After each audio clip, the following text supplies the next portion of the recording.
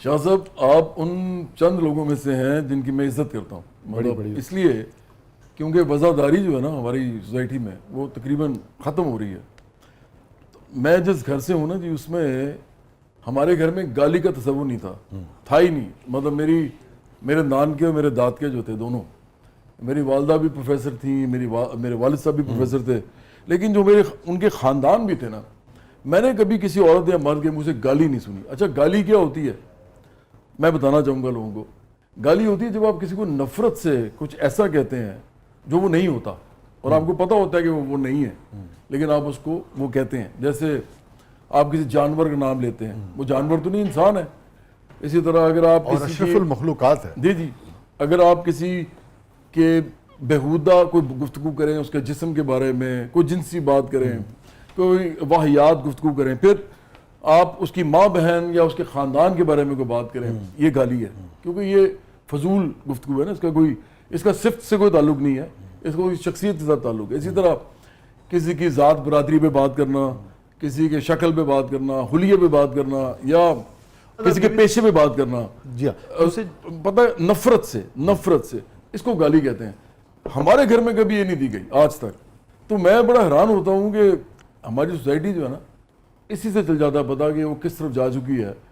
कि जब मैं बड़ा हो रहा था ना, तो मेरे इर्द गिर्द लोग जो थे, उस वक्त की मैं बात कर रहा हूँ आपसे, आप यूटी में पढ़ते थे उस वक्त? यूटी में पढ़ता था, उससे पहले गवर्नमेंट कॉलेज लाहौर में पढ़ता था, उससे पहले कैथीड्रल में पढ़ता था। मेरे इर्द गिर्द लड़के लड़कियां, लड़के खास तौर पे एक दूसरे को गालियां देते थे। उस जमाने में उर्दू और पंजाबी में देते थे, बाद में एक फैशन बन गया तो अंग्रेजी में भी देनी शुरू कर दी, जिसमें किसी की माँ बहन को वो एड्रेस करते थे।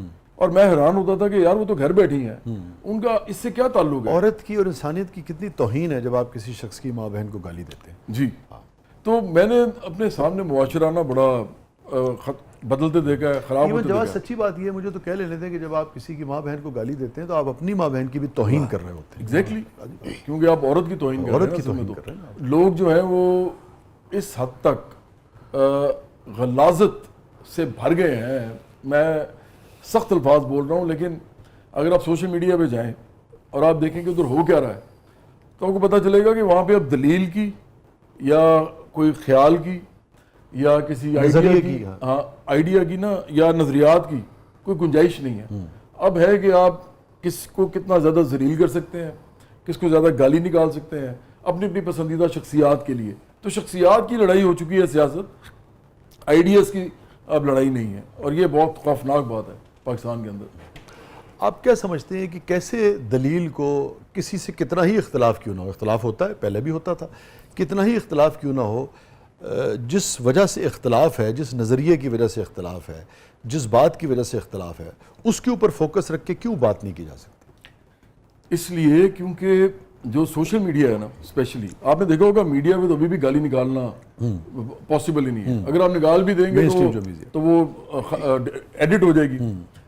कुछ ऐसे शोज हैं जहां पे बहुत ही ज़ूमानी गुफ्तगू की जा रही है, मैं उससे भी एग्री नहीं करता। उनका ख्याल है कि उनको पैसे वो कमा रहे हैं, लेकिन मैं नहीं एग्री करता। जो साफ सुथरी कॉमेडी भी होती थी ना एक ज़माने में, वो भी अब ख़त्म हो गई है।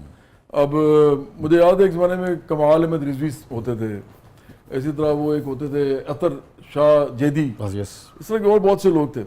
और उस जमाने में एक्चुअली अमानुल्लाह साहब भी, उमर शरीफ साहब भी, इस तरह के लोग भी जो थे ना, वो थोड़ा सा हाथ हौला रखते थे। और मोइन अख्तर जो थे वो एक बड़े मयार की कॉमेडी करते थे। अब ये आपने अतर शाह खां जेदी का जिक्र किया, हाँ जी, आप अंदाज़ा करें कि कितना गहरा तंज था वो मुआशरे के ऊपर और जो तर्ज हुक्मरानी है उसके ऊपर, मुख्तलिफ इदारों के ऊपर। और वो पाकिस्तान टेलीविजन से चलता था, उसका नाम था बाअदब बामुलाहिज़ा होशियार, याद है। और वो सारे का सारा जनाब, और वो उस ज़माने में चला जिस ज़माने में कहा जाता है कि भी इतनी आज़ादी निस्बतन नहीं थी।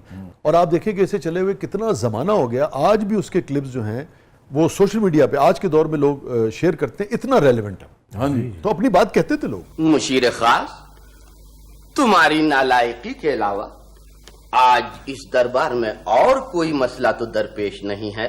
लेकिन सोशल मीडिया जो है ना, वो मुनज़्ज़म तरीके से चलाया जा रहा है। ये देखें, इस मुल्क के अंदर ना मिडिल क्लास का कोई आदमी जो बहुत ज़्यादा मशहूर हो गांव देहातों में भी, जो पीटीवी के ज़माने से हो, जब एंटीना पे लोग देखते थे, अभी तो डिजिटल प्लेटफॉर्म्स हैं या सैटेलाइट टीवी है, लेकिन उस जमाने में एंटीना पे हम लोग एंटीना पे आते थे, तो इस तरह का कोई आदमी सियासत में नहीं आया।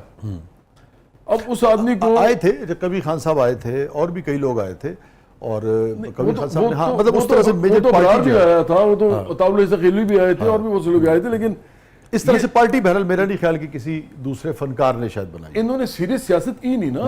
देखिए सीरियस सियासत करना उसका मतलब ये होता है कि जो मर्जी हो जाए आपने सियासत करनी है और आपने जगह नहीं छोड़नी, आपने जंग लड़नी है। इनमें से किसने ही लड़ी है? नाज़रीन स्टे विद अस। बहुत सारे लोगों को जवाद साहब की बातों से इख्तलाफ होगा, बहुत सारे लोगों को उससे इत्तफाक भी हो सकता है। छोटे वक्फे के बाद वापस आते हैं। प्रोग्राम के अगले बदले में आपके लिए बहुत कुछ है, आप देख रहे हैं ज़बरदस्त।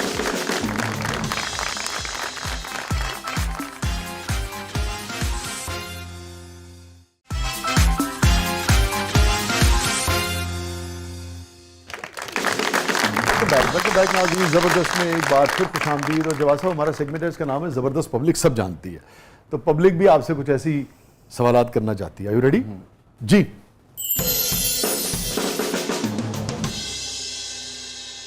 जवाद साहब सियासत ज़रूर करते रहे, मगर वो कहती है सयाम मैं तेरी यहाँ वाले जवाद अहमद को हमसे ना छीने, क्योंकि हम आज भी आपके नए गानों का इंतज़ार करते हैं। वाह वाह नौजवानों को भी आजकल जो है ना वो चाहिए कोई ऐसी बात करना जिससे उनको फायदा हो। मेरे साथ आगे इसका नुकसान होगा ऐसे। सर वो चाहते ना आपको फायदा हो गानों से। जी मैं मशहूर आदमी हूँ, मैं वाकई ही मशहूर आदमी हूँ, दादियाँ भी मुझे जानती हैं। जवाद साहब ये वाकई आपके अल्फाज हैं? अगर तो ये आपके अल्फाज हैं तो मैं पक्का ही आपको वोट दूंगा। वाह ले जी, ये मुझे लगता है कोई पीटीआई के दोस्त है सर ये झूठ बोल रहे थे तो शिनाख्ती कार्ड ही नहीं बने। ये मेरे ख्याल में आपका एक बयान था, आपको दिखा भी देते हैं, मेरी नज़र से भी गुजरा था। ये क्या फरमाएंगे इस पे आप? मैं एक मिडिल क्लास का मशहूर आदमी हूँ, बहुत ज्यादा मशहूर आदमी हूँ, गांव देहातों तक मैं मशहूर हूँ। दादियाँ भी जानती हैं मुझे कि अगर आप भी वसी शाह साहब या शाहिद अफरीदी या वसीम अकरम या जहांगीर खान या कोई और ऐसा इंसान जो किसी भी वजह से लोगों में जाना जाता हो करोड़ों की तादाद में, अगर वो पार्टी बनाएगा तो वो ये कह सकता है कि मैं मशहूर आदमी हूँ और गांव देहातों में भी मेरा नाम है, इसलिए मैं सियासी पार्टी बना के एक थ्रेट के तौर पे समझा जा सकता हूँ। तो ये मैंने बात की थी, उन्होंने उसको इस तरह रंग दिया कि जिस तरह मैं अपनी तारीफ कर रहा हूँ। मैं तारीफ नहीं कर रहा था, एक फैक्ट बयान कर रहा था। और ये दादी वाली बात? वो तो ये जो लड़का है ये अपनी दादी से पूछ ले वो जानती है कि नहीं जानती। हाँ यार इधर आपके साथ बैठे हुए लोग इनसे पूछ लो।